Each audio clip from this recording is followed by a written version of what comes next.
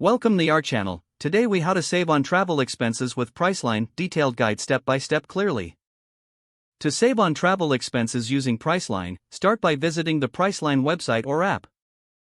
Create an account if you don't have one, as this will unlock special deals and offers. Begin your travel search by entering your destination and travel dates. Use the flexible dates option to see if traveling a day earlier or later can yield cheaper rates.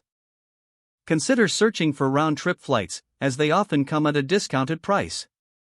After entering your criteria, browse through the flight options displayed.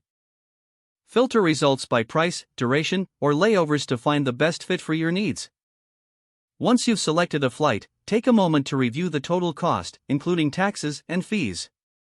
Next, explore the hotel options available on Priceline. Utilize filters to adjust your preferences for price, star rating, and amenities. Check the express deals for potential savings on hotels without browsing through regular listings. Read hotel reviews and ratings to ensure you select a quality option. Once you find a hotel that fits your budget, click to view the details and proceed to booking. Consider using the Name Your Own Price feature for hotels if you're flexible about your lodging. Enter your desired price, and Priceline will match it with available options. If you're open to rental cars, search using the rental car section.